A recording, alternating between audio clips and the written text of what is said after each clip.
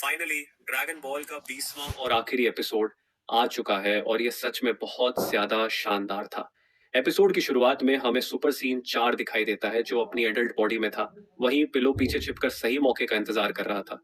उसे किसी भी तरह गोमा के सिर पर 3 बार हिट करना था ताकि थर्ड आई बाहर निकल जाए। गोकू उस नई पावर को अपने अंदर महसूस कर सकता था और वह गोमा से लड़ाई के लिए तैयार था। गोकू अपनी पूरी ताकत से गोमा पर हमला करता है जो बेहद तेज और ताकतवर है क्योंकि उसका पंच गोमा को संभालने में मुश्किल पेश करता है। उसका पंच इतना खतरनाक था कि उसने स्टेडियम के 2 हिस्से कर दिए, लेकिन किसी तरह गोमा अपनी पावर से गोकू को पीछे धकेल देता है और फिर शुरू और होता है फिर दोनों के बीच हैंड टू हैंड कॉम्बैट।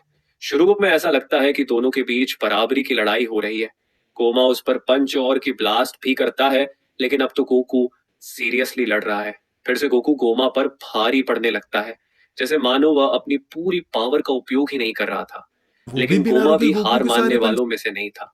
वह बिना रुके गोकू के सभी पंच का जवाब देता है, लेकिन फर्क बस इतना था कि गोकू गोमा के पंच का जवाब दुगनी तेजी और पावर के साथ दे रहा था, जैसे वह किसी 5 साल के बच्चे के साथ खेल रहा हो।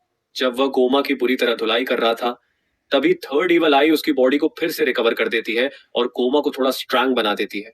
लेकिन इस बार गोमा कोई रिस्क नहीं लेना चाहता, इसलिए वह अपने मैजिक स्टाफ को बुलाकर बहुत सारे की ब्लास्ट अटैक करता है। वह इस पर बहुत सारे की ब्लास्ट इसीलिए करता है ताकि गोकू बच न सके और उसे डॉज करने में और भी मुश्किल हो जाए। लेकिन अब सुपर सीन 4 अचीव करने के बाद यह गोकू के लिए बच्चों का खेल था। उसने आराम से ही सभी अटैक को डॉज कर लिया। जब गोकू और गोमा के पंच टकराते हैं तो यह साबित होता है कि ये दोनों कितनी ज्यादा पावर से लड़ रहे हैं। इस बार तो थर्ड इवल आई के यूज करने के बाद भी गोमा गोकू को सरपास नहीं कर पा रहा था। हालांकि वह उसे थोड़ी देर के लिए टक्कर दे पा रहा था, लेकिन जैसे ही गोमा अपनी पावर बढ़ाता, ठीक वैसे ही गोकू भी अपनी पावर बढ़ा लेता। अब बाजी गोमा के हाथ से निकलती हुई दिख रही थी। गोकू उसे अपने दोनों हाथों से जकड़ लेता है और गोमा अपने टेलीकिनेस का यूज करके गोकू को चारों ओर बांध देता है। लेकिन अब गोकू को इससे कोई फर्क नहीं पड़ता। वह बस अपने ऑरा से उन सभी पत्थरों को हटा देता है और गोमा को एक जोरदार पंच देता है जिसके इम्पैक्ट से दूर दूर की चट्टानें भी हिलने लगती हैं। इसके बाद थर्ड आई फिर से गोमा को रिकवर करने लग जाती है, लेकिन फिर गोकू उसे एक स्माइल देता है। इस स्माइल को देखकर गोमा भी चौंक जाता है, मानो अब गोकू को फर्क ही नहीं पड़ता कि गोमा कितना भी स्ट्रांग क्यों ना हो जाए। गोकू की नजरों में तो यह मैच तब खत्म हो चुका था जब वह सुपर सीन 4 बना था, और यह देखकर गोमा बिल्कुल खुश नहीं था। दोनों फिर से लड़ाई करने लग जाते हैं। गोमा उस पर पंच और की ब्लास्ट का यूज करता है, लेकिन गोकू किसी न किसी तरह उसे ओवर पावर कर ही लेता है। अब तो थर्ड इवल आई भी परेशान हो चुकी थी गोमा की पावर बढ़ाते बढ़ाते, और साथ में गोमा का भी पारा हाई होते जा रहा था। तो वह गोकू को सीधा पकड़कर पाताल लोक में भेज देता है। यह अंडरवर्ल्ड पूरी तरह से एक अलग डायमेंशन की तरह था। गोमा पागलपन के साथ उस पर अटैक कर रहा था, चाहे उसे अपनी पूरी पावर भी क्यों न लगानी पड़े। लेकिन गोकू उन सबको आराम से डॉज कर लेता है और फिर से गोमा पर पंचेस करने लग जाता है। वह उस पर इतनी स्पीड से पंचेस करता है कि थर्ड आई को रिएक्ट करने का मौका ही नहीं मिलता। फाइनली वो उसे गोल गोल घुमाकर बहुत दूर फेंक देता है और वह गोमा को वही ट्रीटमेंट देता है जो पहले ब्रोलिन ने गोकू को दिया था। यह देखकर सभी खुश थे और डीएमआई फिर से गोमा को हील करती है और उसकी पावर बढ़ाती है। लेकिन अब डिफरेंस यह था कि गोमा हाफने लग चुका था। इससे पहले जब भी गोमा ने फाइट की थी, वह बिल्कुल नहीं थका था। अब ऐसा लग रहा था कि वह अपनी लिमिट रीच कर चुका है और यह बात गोकू भी समझ चुका था। तो अब गोकू अपनी स्पेशल मूव का यूज करता है। वह अपनी की चार्ज करने लग जाता है और उसका राह इतना जबरदस्त होता है कि गोमा भी पीछे हट जाता है। पूरा स्टेडियम बिजली से भर गया क्योंकि अब गोकू यूज करने वाला था कामे हामे हा का, और यह सच में बहुत ही एपिक था। गोमा भी काउंटर अटैक करने की कोशिश करता है, लेकिन उसका कोई फायदा नहीं होता। यहाँ तक कि थर्ड आई भी अपनी पूरी ताकत लगा देती है, लेकिन अब सुप्रीम डिमन किंग में भी इतनी पावर नहीं थी कि वह सुपर सीन 4 को रोक सके। तो गोकू का काम है हाँ में हाँ बस गोमा के अटैक को नहीं बल्कि तीनों डीएम वर्ल्ड को चीरते हुए निकलता है। यह सभी डीएम वर्ल्ड के लोग भी देख सकते थे। गोमा को समझ में नहीं आता कि उसके साथ आखिरकार क्या हो रहा है, क्योंकि थर्ड आई के मिलने के बाद उसे पूरे यूनिवर्स में सबसे स्ट्रांग होना चाहिए था। यह देखकर मेरा रिएक्शन भी बिल्कुल सुप्रीम काई और वेजेटा की तरह था। अब गोमा अपना कंट्रोल खो देता है। वह अपने 2 पैरों पर ढंग से खड़ा भी नहीं हो पा रहा था। तो यही सही मौका था उसे हिट करने का, और पिलो मौका देखते ही उसे हिट कर देता है। वह उसे एक बार हिट करता है, फिर दूसरी बार, लेकिन जैसे ही वह तीसरी बार हिट करने वाला होता है, कोमा उसे रोक लेता है और पिलो को बहुत दूर फेंक देता है। यह देखकर अरंसू और बाकी लोग हैरान थे, क्योंकि उन्हें मुश्किल से एक मौका ही मिला था और वह भी उन्होंने गंवा दिया। थर्ड आई लूज हो चुकी थी। अब गोमा भी समझ चुका था कि इनका असली प्लान क्या है।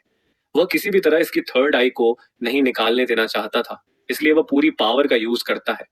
अंशु भी परेशान हो चुकी थी और सोचती है कि उस बुक में ऐसा कोई तो तरीका होगा जो हमें बता सके कि गोमा को कैसे हराना है। गोमा धीरे धीरे हील होने लगा था, इसलिए जी फाइटर्स और बाकी मार्जिन्स उस पर अटैक करने गए। लेकिन अब गोमा मजाक के मूड में बिल्कुल नहीं था, इसलिए उसने सब पर लाइटनिंग से अटैक कर दिया और फाइनली पूरी तरह हील हो गया। अब इसकी भी कोई गारंटी नहीं थी कि गोकू सुपर सीन 4 को कितनी देर तक मेंटेन कर पाएगा।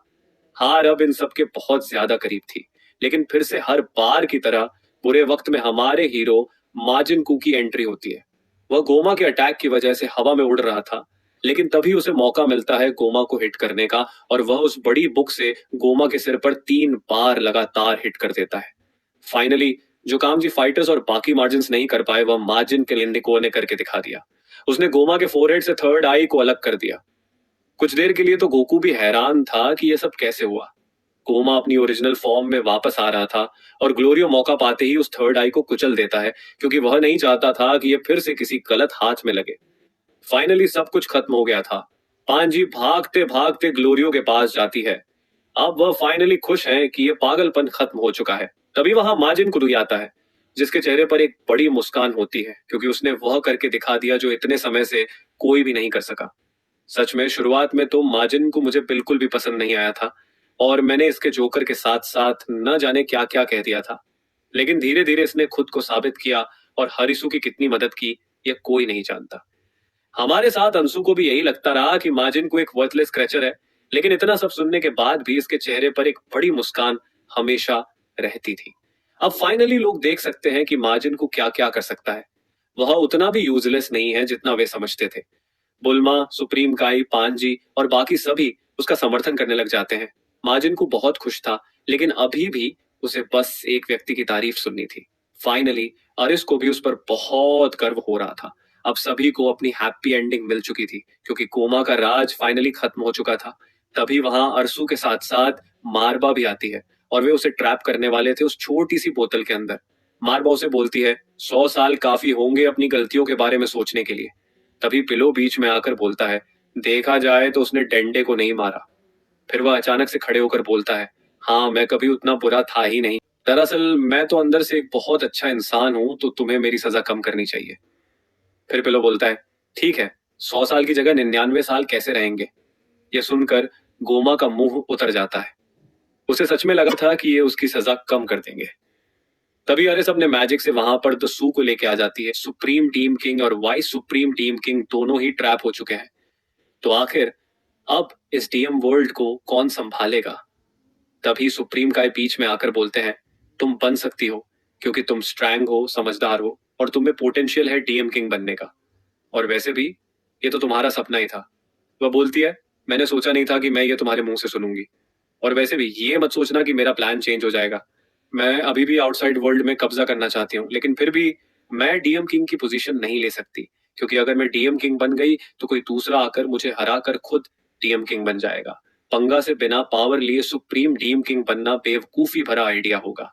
और देखा जाए ये बात सही भी है, क्योंकि अंशु में इतनी भी पावर नहीं है कि वह एक तमाकामी को हरा सके। तो अगर ये डीएम किंग बन गई तो कोई आसानी से इसे हरा सकता है। पर तभी नेवा बीच में आते हैं और वह बोलते हैं, अगर हम ध्यान से सोचे तो डीएम किंग तो उसे ही होना चाहिए जिसने प्रीवियस डीएम किंग को हराया हो। अब सभी लोग हैरान थे, क्योंकि जिसने डीएम किंग को हराया है वह कोई और नहीं, खुद माजिन को है, क्योंकि यही था जिसने थर्ड आई को अलग किया और माजिन को खुशी खुशी बन जाता है the next supreme daemon king. अब वह अंशु की तरफ इशारा करते हुए बोलता है, आप बनेंगी vice supreme daemon king. Anshu हैरान थी कि आखिर तुम ये बोल क्या रहे हो। फिर माजिन को बोलता है, मुझे लोगों को पहचानने की कला है। आप बुरे होने का दिखावा करती हैं, लेकिन आप अंदर से बहुत ही ज्यादा अच्छी हैं। और हमें यह नहीं भूलना चाहिए कि आप कितनी होशियार और समझदार हैं। सबसे बड़ी बात, आपने मुझे बनाया है तो आप ही होंगी वाइस सुप्रीम डेमन किंग और माजिन को बनेगा हमारा मिनिस्टर। मार्बा और नेवा के पास बहुत ज्यादा एक्सपीरियंस है, तो वे भी बनेंगे हमारे मिनिस्टर। यह सुनकर तो वे दोनों ही हैरान थे। माजिन को ग्लोरियो को भी चुनता है, क्योंकि चाहे उसने अंशु को धोखा दे दिया था, लेकिन उसने जो किया वह डीएम वर्ल्ड के लिए सबसे ज्यादा सही था। इसका मतलब वह डेमन वर्ल्ड के लिए वफादार है। फिर माजिन को किंग कदान को चुनता है और वह बताता है, आपने पूरी जान लगा दी थी इस बैटल में, जो कि साबित करता है कि आप भी इस डीएम वर्ल्ड के लिए लॉयल हैं। ऐसा पहली बार हो रहा है कि कोई तीसरे वर्ल्ड का माजिन पहले डीएम वर्ल्ड का मिनिस्टर बन रहा है, जो कि प्रूफ करता है कि माजिन को सभी को बराबरी से ट्रीट करता है। यह सुनकर पांजी भी खुश हो गई और वह अपने डैड को गले लगा लेती है। फिर माजिन को गोकू और उनके दोस्तों के पास जाता है और वह बोलता है, तुम सबने भी बहुत अच्छा काम किया, क्या तुम में से किसी को मिनिस्टर बनना है? लेकिन गोकू साफ मना कर देता है। वह बोलता है, नहीं, मुझे तो बस घर जाना है। माजिन को उसे ज्यादा जोर नहीं देता। तभी मिनिस्टर बनने के लिए पीछे से कोई हाथ उठाता है और वह कोई और नहीं, वह हाई बीस है। उसने तो पूरी सीरीज में वेजेटा को रोस्ट करने के अलावा कुछ नहीं किया। अब माजिन को अंशु के पास जाता है और उसे अपना हाथ देते हुए बोलता है, चलो इस डीएम वर्ल्ड को एक अच्छी रहने लायक जगह बनाई। अंशु तैयार हो जाती है और सभी लोग उनका पूरा समर्थन करते हैं। यह सिर्फ इसलिए नहीं था क्योंकि वे उनसे डरते थे, बल्कि इसीलिए क्योंकि उन्हें उन पर भरोसा था। फिर हमें दिखाया जाता है कि सभी जाने की तैयारी करने लग जाते हैं। पांजी बुल्मा को कई सारे मैजिक लाइट्स देती है, जैसा उसने एपिसोड 13 में प्रॉमिस किया था। गोमा को मैं ही हरा सकता था, तुम्हें बीच में आने की कोई जरूरत नहीं थी, और वैसे भी तुम्हारी हिम्मत कैसे हुई कि तुमने वह ट्रांसफॉर्मेशन मुझसे छुपाई? तब गोकू बताता है कि वह सुपर सीन 4 को अचीव करने की कोशिश तब से कर रहा था जब से माजिन बू से उनकी फाइट हुई थी, क्योंकि अगर कोई माजिन बू से ज्यादा स्ट्रांग अपोनेंट आता तो वह उसे रोक सके, लेकिन मुझे नहीं पता था कि मैं इस लेवल तक पहुंच पाऊंगा। तब वेजेटा नाराज होकर बोलता है, क्या सुपर सीन फॉर्म बाजार में बिकने लगी है? तभी गोकू बोलता है, ज्यादा मत बोलो, तुमने भी तो सुपर सीन 3 अचीव कर ली। फिर वेजेटा बोलता है, ये कोई सुपर सीन फॉर्म नहीं है, यह है अल्ट्रा वेजेटा। गोकू बोलता है, अल्ट्रा वेजेटा 1, ये क्या बकवास कर रहे हो? और ये कहकर वो वहां से उड़ जाता है। दूसरी तरफ नेवा डेंडे को वहीं पर रुकने के लिए ऑफर करते हैं, लेकिन वह साफ मना कर देता है। डेंडे बोलता है, आप चिंता मत कीजिए, नेमकिंस ने अपना प्लैनेट खो दिया है, तो मैं उन्हें डीएम वर्ल्ड के बारे में जरूर बताऊंगा, वे खुशी खुशी यहाँ आ जाएंगे। फिर नेवा बोलता है, मुझे इंतजार रहेगा, बेचारा हजारों सालों से नेमकिंस का वेट कर रहा है। अब किंग कदान गोकू को धन्यवाद बोलते हैं। अब तीनों डेमन वर्ल्ड में पहले की तरह कोई डिफरेंस नहीं था, कोई भी कहीं आ जाकर रह सकता था और किसी में भी कोई भेदभाव नहीं था। अब डीएम वर्ल्ड सही हाथों में है और यह सब हुआ है तुम्हारी वजह से। वहां से निकलते समय गोकू बोलता है, बिल्कुल, अगर यहाँ पर हालात बिगड़ गए तो हम तुम्हें फिर से बुलाएंगे। और गोकू बोलता है, हम तुम्हारी मदद करने जरूर आएंगे। अर्थ पर भी सब कुछ फिक्स हो चुका था, सभी अपनी रियल एज में वापस आ चुके थे। अब इतनी मेहनत करने के बाद फाइनली सब कुछ सही हो चुका था।